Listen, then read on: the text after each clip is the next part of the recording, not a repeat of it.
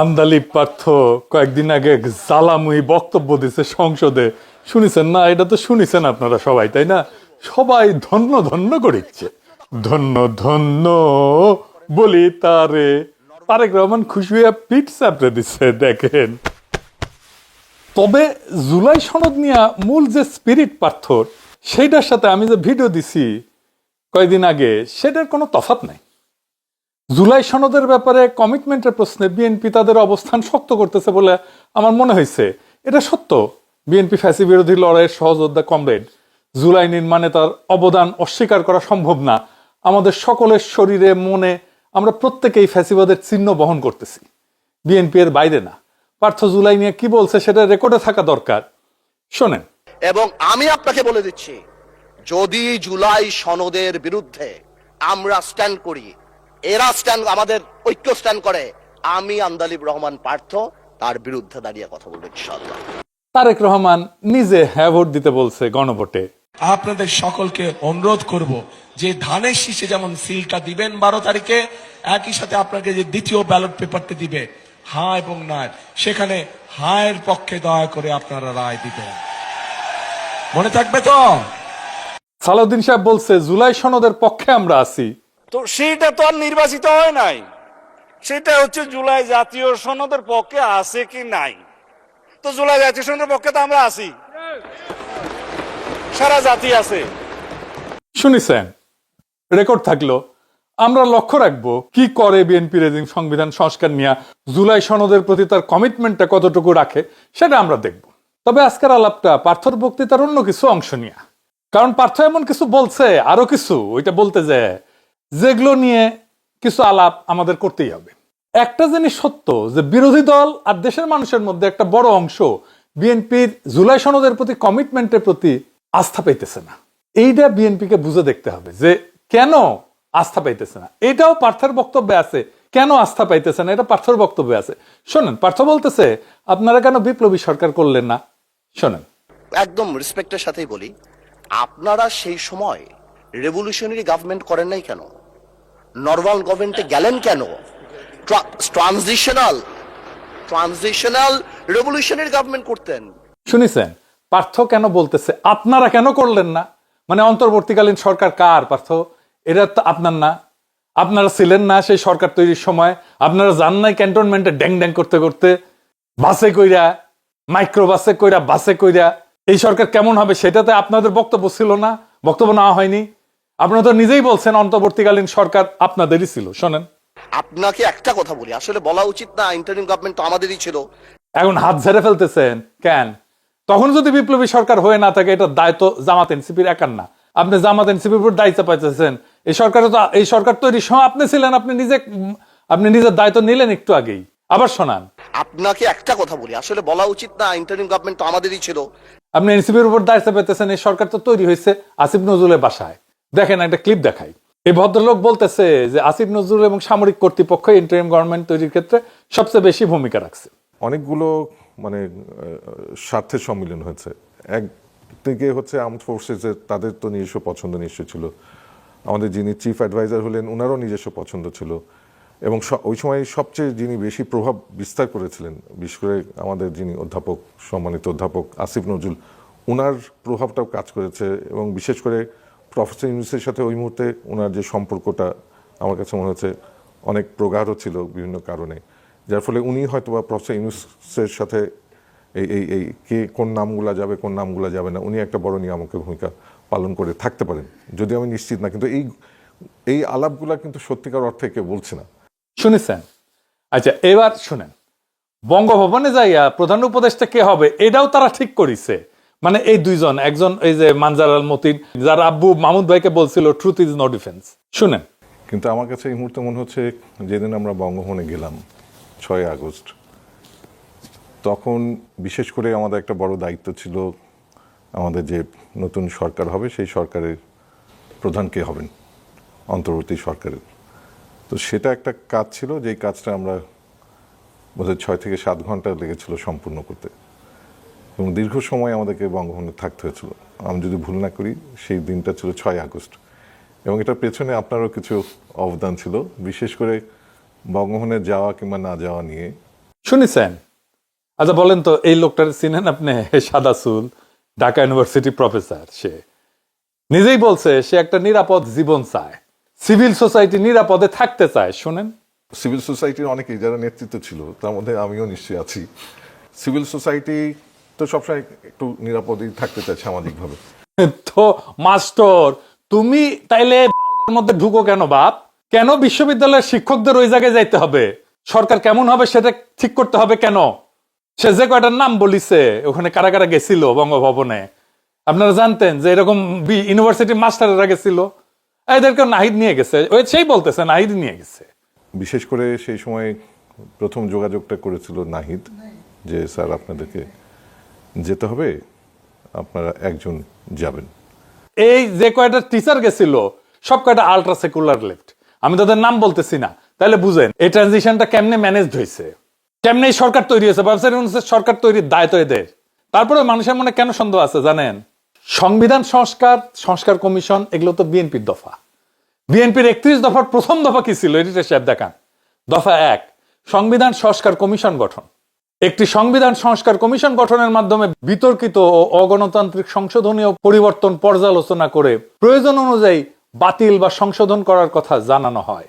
সংবিধানে গণভোট ব্যবস্থা পুনঃপ্রবর্তন করে জনগণের গণতান্ত্রিক অধিকার পুনঃপ্রতিষ্ঠা করার কথা বলা হয়। তো সংবিধান সংস্কার কমিশন কই আপনার? 1 নম্বর দফা তো ছিল আপনার 31 দফা, এটা আপনাদের। বাদ দেন প্রফেসর ইউনূসের সংবিধান সংস্কার, আপনাদেরটা করেন। এখন মুখটা বন্ধ কেন? এই যে পার্থ সাহেব, বলেন তো কি বলছিলেন 31 দফার 1 নম্বরে? বাড়ি কোথায় গোপালী? আপনার মুখটা এখন বন্ধ কেন? বলেন তো কি বলছিলেন এতক্ষণ ধরে? মুখটা বন্ধ কেন এখন? দেশ কোথায় গোপালী? দেখেছেন, খালেদা জিয়াও একই কথা কয়। পার্থ কইছে এনসিপি কে আপনারা জেনজি কে রিপ্রেজেন্ট করেন, আপনারা জামাত জেনারেশন হইয়েন না। শুনেন, আর এনসিপি যে আমাদের দল, আমাদের হিরোরা যারা যুদ্ধ করেছেন, যারা এখানে আছেন, তাদেরকে বলে দিই আপনারা জেনজি কে রিপ্রেজেন্ট করেন, জামাত জেনারেশন হয়ে যান না। আপনারা তো বাংলাদেশে জাতীয়তাবাদী রাজনীতি করেন, বাকশালী হয়ে যায় না। আওয়ামী লীগের সমর্থন নিয়ে তো ক্ষমতায় আসিছেন। দেখেন নভেল কি কয়, সেও আপনাদের দাবরানির মধ্যে রাখে। দেখেন, আওয়ামী লীগকে স্পেস দিতে হবে, বৈধতা দিতে হবে, রাজবন্দীদেরকে মুক্তি দিতে হবে। আমাদের দাবি 3টাই। আমরা আপনাদের পদত্যাগের কথা বলছি না। প্রক্রিয়া যাই হোক, আপনার পারফরমেন্স দেখতে চাই। পারফরমেন্স আপনি সংসদে দেখান, রাষ্ট্র পরিচালনার ক্ষেত্রে দেখান। আমরা আপনার সাথে মৌন সমর্থন দিয়েছি বলেই আপনি ক্ষমতায় এসেছেন, আপনি ভুলে যাবেন না। এই সমর্থন সরে গেলে কিন্তু আপনার ক্ষমতা আর থাকবে না। শুধু নভেল না, বাকশালের কাছে ভোট চাইয়া নিছেন, কান্নাকাটি করে হাত পা ধরে হাসিনাই বলছে। শুনেন, বিএনপির অবশ্য অনেক প্রার্থী আমাদের আওয়ামী লীগের নেতা কর্মীর কাছে হাত পা ধরেছে, ধর্ণা দিয়েছে জামাত ঠেকানোর জন্য। দয়া ধর্ম করে তারা ভোটও দিয়েছে। ক্ষমতায় যেতে না যেতে তাদের চেহারা পাল্টে গেছে। হ্যাঁ সত্য নাকি পার্থ? হ্যাঁ, এইভাবে কান্নাকাটি করে ভোট নিছেন? হ্যাঁ ভালো তো, আপনারা গোপালী হয়েছেন, এটা পাবলিক মনে করে আপনারা ভারপ্রাপ্ত আওয়ামী লীগ। সংবিধানকে ছুঁড়ে ফেলা দেয়া পার্থ খুব বিলাস। সে বলতেছে সংবিধানকে মনে করায় দেয় এটা 71-এর পরাজয়ের দলিল। শোনেন, এই যে একটা প্রক্রিয়া, সংবিধানকে ছুঁড়ে ফেলে দাও, সংবিধানকে ছুঁড়ে ফেলে দাও। সংবিধানকে ছুঁড়ে ফেলবো কেন? সংবিধানকে মনে করায় দেয় যেটা 71-এর পরাজয়ের দলিল। আমি সংবিধান কেন ছুঁড়ে ফেলে দেবো? এই সংবিধান দিলে গাত্রদাহ কেন হবে? এত গায়ে লাগবে কেন? If I don't like it, there are relevant provisions within the constitution যে আমি পরিবর্তন করতে পারি। আমার দরকার কি? পার্থ সংবিধান ছুঁড়ে ফেলে দেওয়ার কথা বলে যে 71-এর পরাজয়ের দলিলের কথা মনে করায় দেয়। আচ্ছা পার্থ শুনেন, এই সংবিধানকে ব্যবহার করে বারবার মানুষের উপর অত্যাচার করা হয়েছে। সুতরাং এই সংবিধান যেই সংবিধান মানুষের কথা বলে না, সংবিধান যেই সংবিধানে মানুষের ইচ্ছার প্রতিফলন হয় না, মানুষের ভবিষ্যৎ দেয় না, মানুষের প্রোটেকশন দেয় না, সেই সংবিধানকে মানুষ ছুঁড়ে ফেলে দেবে। এটা কার কথা? আপনারই কথা তো। এখন মুখটা বন্ধ কেন? এই যে পার্থ সাহেব, বলেন তো কি বলছিলেন সংবিধান ছুঁড়ে ফেলে দেওয়া নিয়ে? বাড়ি কোথায় গোপালী? আপনার মুখটা এখন বন্ধ কেন? বলেন তো কি বলছিলেন এতক্ষণ ধরে? মুখটা বন্ধ কেন এখন? দেশ কোথায় গোপালী? আচ্ছা এইবার আসেন, খালেদা জিয়া নিজে কি বলছিল সংবিধান ছুঁড়ে দেওয়ার ব্যাপারে। দেখেন, এই সংবিধান হলো আওয়ামী লীগের একটি ইশতেহার। এই সংবিধানকে যেই দিন দেওয়া হবে এই সংবিধান। শুনেছেন? তাহলে কি খালেদা জিয়ার ৭১-এর পরাজয়ের ইতিহাস মনে পড়ে যায় পার্থ? তাই তো হয়। ওই সংবিধান তো বাংলাদেশের পরাজয়ের দলিল। ওই সংবিধান কে লিখছে? বাংলাদেশের সংবিধান পরিষদ। জানেন তো কিভাবে সংবিধান লেখা হয়? সারা দুনিয়ায় সংবিধান সভার নির্বাচন হয়, সংসদ নির্বাচনের মতো। তাদের পাবলিকে ভোট দেয় শুধু সংবিধান রচনার জন্য। পাকিস্তানের সংবিধান রচনার জন্য যে সংসদ নির্বাচন হয়েছিল 1970 সালে, সেই নির্বাচনে শরীয়তের বডিগার্ড বিজয়ী হয়েছিল। যারা পাকিস্তানের সংবিধান রচনার জন্য নির্বাচিত হয়েছিল তারাই স্বাধীন বাংলাদেশের সংবিধান রচনা করে। ওটা তো স্বাধীন বাংলাদেশের সংবিধান না, ওটা পাকিস্তানের সংবিধান। স্বাধীনতার ঘোষণাপত্রে লেখা আছে সাম্য, মানব সত্তার মর্যাদা আর ইনসাফ। এইটা দিয়ে আমরা দেশ গড়ব, এটা থাকবে আমাদের মূল নীতি, রাষ্ট্রের মূল নীতি। কেন নাই এইগুলা? একটাও নাই এই ৭২-এর সংবিধানে। কেন এর মধ্যে সাম্য নাই? কেন এর মধ্যে মানব সত্তার মর্যাদা নাই? কেন এর মধ্যে ইনসাফ নাই আমাদের মূলনীতি হিসাবে? কেন নাই ৭২-এর সংবিধানে? আপনি যুদ্ধ করতেছেন, যুদ্ধে যেতে আপনি কেমন ধরনের রাষ্ট্র করবেন এটাই তো ঘোষণাপত্র। আপনি সেই ঘোষণাপত্র লিখছেন, আপনি বলছেন আমি সাম্যের বাংলাদেশ গড়ব, আমি মানব সত্তার মর্যাদা থাকবে সেইখানে, আপনি বলছেন আর ইনসাফ থাকবে সেইখানে, সেই বাংলাদেশে, সেটা হবে আমাদের মূলনীতি। আপনি একটাও রাখলেন না, একটাও না ৭২-এর সংবিধানে। কেন? ওটা কেমনে স্বাধীন বাংলাদেশের সংবিধান হয়? পাকিস্তানের সাথে মিলাই দেখেন বাংলাদেশের সংবিধান, মিল আছে। ওই ৭২-এর সংবিধানের মিল আছে পাকিস্তানের সংবিধানের সাথে। জরুরি আইনের ভাষা, মৌলিক অধিকার রদ করা থেকে শুরু করে রাষ্ট্রধর্ম, সংসদের উপর দলীয় নিয়ন্ত্রণ, প্রস্তাবনার রাজনৈতিক এবং আধ্যাত্মিক ভাষা, রাষ্ট্রের সাংবিধানিক পরিচয়, সব পয়েন্টে পয়েন্টে মিল। আচ্ছা পার্থ, এই সংবিধান তো আপনার প্রিয় কোনো জিনিস ছিল না। আপনি তো ৭২-এর সংবিধান যে আওয়ামী লীগের রক্ষিতা ছিল সেটা তো আপনিও কইছিলেন। আপনি তো নিজেই বলছিলেন এই সংবিধানকে জনগণ ছুঁড়ে ফেলে দিবে। তা আপনি কেন এখন এটা নিয়ে দিওয়ানা হইলেন? শোনেন আপনি কি বলছিলেন। এই সংবিধানকে ব্যবহার করে বারবার মানুষের উপর অত্যাচার করা হয়েছে। সুতরাং এই সংবিধান যেই সংবিধান মানুষের কথা বলে না, সংবিধান যেই সংবিধানে মানুষের ইচ্ছার প্রতিফলন হয় না, মানুষের ভবিষ্যৎ দেয় না, মানুষের প্রোটেকশন দেয় না, সেই সংবিধানকে মানুষ ছুঁড়ে ফেলে দেবে। শুনেছেন পার্থ কি কইছিলেন? এবার সংসদে কি কইছে পার্থ? এডিটর সাহেব আবার শোনান। এই যে একটা প্রক্রিয়া, সংবিধানকে ছুঁড়ে ফেলে দাও, সংবিধানকে ছুঁড়ে ফেলে দাও।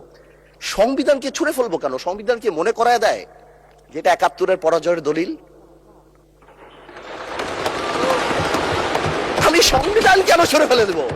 এই সংবিধান দিলে গাত্রদাহ কেন হবে? এত গায়ে লাগবে কেন? If I don't like it, there are relevant provisions within the constitution যে আমি পরিবর্তন করতে পারি।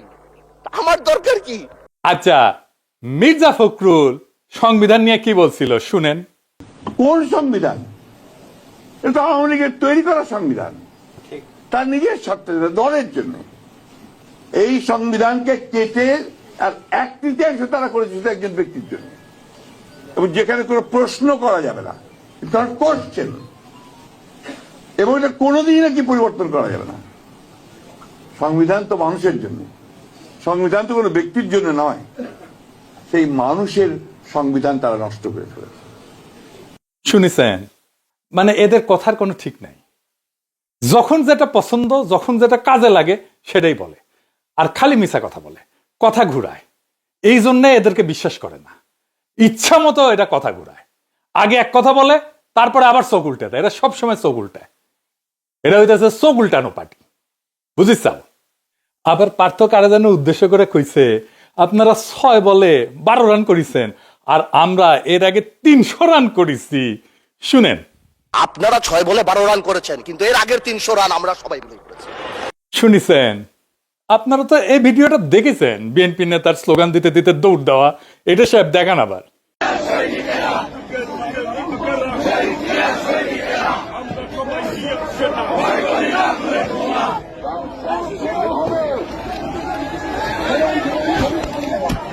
দেখেছেন?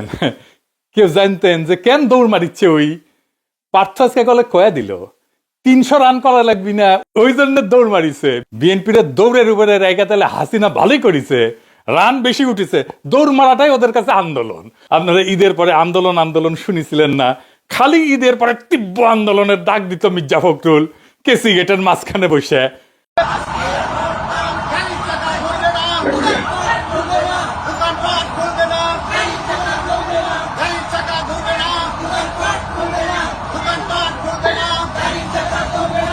এইটা হইতেছে দৌড়ানির আন্দোলন। রাস্তায় নামে মারতো দৌড়। 17 বছর এই আন্দোলন করে যে কিছু করতে পারে নাই সেটা পার্থ নিজের মুখে বলেছিল, শোনেন। এবং তরুণ প্রজন্মের একটি বড় অংশ তারা কিন্তু এই পরিবর্তনের জন্য ভূমিকা রেখেছে। তাদের উদ্দেশ্যে আপনার কি বলা থাকবে এবং তাদের জন্য আপনার চ্যাম্পিয়ন তারা তো তাদের এই রক্তের উপরে দিয়েই তো আজকে আমরা এই স্বপ্ন দেখছি। আমরা যেখানে 17 বছর আন্দোলন করে কাঙ্ক্ষিত লক্ষ্যে পৌঁছাতে পারিনি, সেই জিনিসটা তারা করেছে এবং এই কারণে জাতি সবসময় তাদেরকে স্মরণ রাখবে এবং আমরাও আমাদের জায়গা থেকে তাদের পাশে দাঁড়িয়েছি। তার কারণে আমরা কারাবরণ করেছি, আজকে বের হয়ে আসছি। এখন আমাদের দায়িত্ব তরুণ আমরা যারা সবাই আছে সবাই মিলেই দেশকে এমন একটা প্ল্যাটফর্ম দিব যাতে ভবিষ্যৎ প্রজন্ম ভালোভাবে দেশ চালাতে পারে। শুনেছেন, চ্যাম্পিয়ন কইছিল তখন পার্থ, আর আজকে কইতেছে 300 রান করেছে আগে। শুধু কি তাই, মেজর হাফিজ যারা স্পিকার বানায়, যারা উদ্দেশ্য করে সংসদে কথা বলে পার্থ, সে নিজেও বলেছিল কি শুনেন। যদি আরো 10 বছরও সংগ্রাম করতাম, এই স্বৈরাচারী সরকারকে যারা সেনাবাহিনীর অস্ত্র নিয়ে মারণাস্ত্র নিয়ে নিরস্ত্র মানুষের উপর ঝাঁপিয়ে পড়ে, এদেরকে সরানো তো সম্ভব ছিল না। আমি ধন্যবাদ জানাতে চাই এই লড়াকু ছাত্র সমাজকে। বৈষম্য বিরোধী ছাত্র সমাজ তারা ইতিহাস সৃষ্টি করেছে।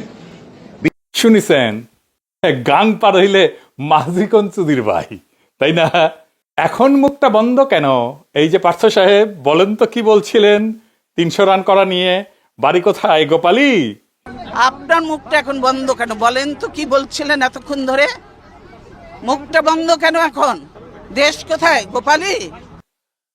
আওয়ামী লীগের রক্ষিতা এই সংবিধানের ফেলায় আওয়ামী লীগ ভাগিছে, তো ইদ্যৎকালটা তো শেষ হইতে দেন, তারপরে নিকা বসেন। এত প্রেমে দিওয়ানা হয়ে ইদ্যৎকাল শেষ হওয়ার আগেই নিকা বসিলেন। ইদ্যৎকালের তো একটা মেডিকেল রিজন আছে। 72 সংবিধানে পেটের তো বাকশালের বীজ আছে, ওই পোলা তো পেটের মধ্যে আছে, ফ্যাসিবাদের বীজ আছে, ওইটা থেকে বাকশালী বের হবে, পয়দা হবে ফ্যাসিবাদী। আপনি ভারপ্রাপ্ত ভাদারি হয়ে থাকবেন।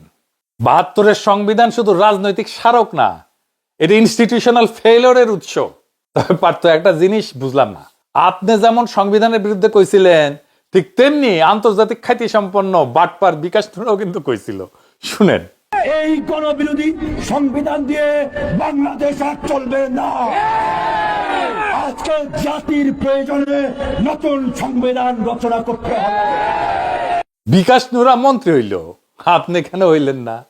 এই 72 সংবিধানে পড়তে পড়তে লুকায় আছে ফ্যাসিবাদ। এই সংবিধানে জন্ম দিছিল হাসিনার ফ্যাসিবাদ। বাংলাদেশে আরো ফিরে আসবে ফ্যাসিবাদ যদি এই 72 সংবিধান থাকে। যে সংবিধান 55 বছর আগে লেখা হয়েছিল, সেই সংবিধান কি আজকের কমপ্লেক্সিটি এটা ধারণ করতে পারে? আজকের দুনিয়ার সমস্যাকে সমাধান দিতে পারে? আমি একটা উদাহরণ দিই। আপনি আইনজীবী, ব্যারিস্টার, আপনি এটা জবাব দেবেন আমাকে। এই সংবিধান যে কত জঘন্য, কত অপূর্ণ, কত ধ্বজভঙ্গ আমি দেখে দিতেছি। বাংলাদেশের সংবিধানে কোনো পৃথক সাংবিধানিক আদালত নাই। সাংবিধানিক আদালত কেন লাগবে? কারণ সংবিধান ব্যাখ্যা এবং রক্ষার দায়িত্ব সাংবিধানিক আদালতের। এই ব্যাখ্যা এবং রক্ষার দায়িত্ব আমি দিয়ে দিছি সুপ্রিম কোর্টকে। কিন্তু যেই সুপ্রিম কোর্টের বিচারপতি নিয়োগ পায় রাষ্ট্রপতির মাধ্যমে, যিনি প্রধানমন্ত্রীর পরামর্শে কাজ করে, তার মানে কি? তার মানে বিচারপতি তো আমার নিয়োগ করার চাকর। জার্মানি, দক্ষিণ কোরিয়া, দক্ষিণ আফ্রিকা, বহু দেশে পৃথক সাংবিধানিক আদালত আছে যেখানে বিচারপতি নিয়োগের নির্বাহী বিভাগের হস্তক্ষেপ থাকে না। বাংলাদেশে এই সুরক্ষা নাই। ফলাফল, বিচার বিভাগ নির্বাহী বিভাগের উপর নির্ভরশীল হয়ে পড়ছে। সংবিধান রক্ষার দায়িত্ব যাদের উপরে, তারা নিজেরাই সংবিধান লঙ্ঘনকারী নিয়োগ করা। আপনি যা সাংবিধানিক আদালত ঢুকাইতে পারবেন সংবিধান সংশোধন করে? এই সংবিধানে বলেন তো কতগুলো জায়গায় আপনার সংশোধনী আনতে হবে? চিন্তা করে দেখছেন একবার? আপনি তো ব্যারিস্টার। পুরা কনস্টিটিউশনের ডিজাইনটাই হাইকোর্ট ডিভিশন, অ্যাপিলেট ডিভিশনকে কেন্দ্র করে লেখা। ফলে আলাদা সাংবিধানিক আদালত আনতে গেলে সংবিধানের ভেতরে টুকরা টুকরা জোড়াতালি দিতে হবে অনেকগুলো জায়গায়। আমি হিসাব করে দেখছি 12 থেকে 14টা জায়গায়। আর্টিকেল 44 থেকে শুরু করে 111, 152 থার্ড শিডিউল পর্যন্ত ছড়ায় থাকা ধারাগুলো সাইটে বদলে পুনর্লিখন করতে হবে, একেবারে আলগা পাঁচতলা চেঞ্জ করতে হবে।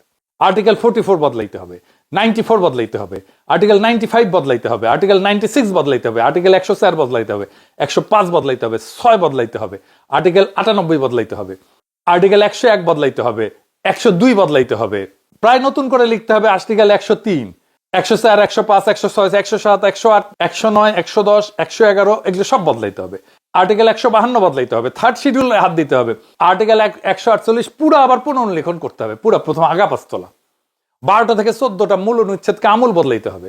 এর চেয়ে নতুন সংবিধান লেখা সহজ নাকি? বলবেন এখন সাংবিধানিক আদালতের দরকার নাই? আপনারা বলেন সংসদ মহান, সংসদ সার্বভৌম। না, সংবিধান ব্যাখ্যা রক্ষা করার দায়িত্ব সুপ্রিম কোর্টের। আপনার কিসের সার্বভৌম? বাংলাদেশে তো জুডিশিয়াল অটোক্রেসি আছে সব সময়। সবার উপরে আদালত, অনির্বাচিত বিচারকদের রাহাজানি চলে সব সময় সংবিধানের উপরে। কথা খুব সোজা, যে সংবিধান বারবার স্বৈরতন্ত্রের জন্ম দেয়, যে কাঠামো ফ্যাসিবাদ থাকিতে পারে না, যে ব্যবস্থায় জনগণের ভোটের উপরে দল, দলের উপরে নেতা, আর নেতার উপরে আর কেউ থাকে না, সেই ব্যবস্থা রক্ষা করাকে আমি কোনো প্রজ্ঞা বলে মনে করি না, কাপুরুষতা বলে মনে করি, প্রতারণা বলে মনে করি।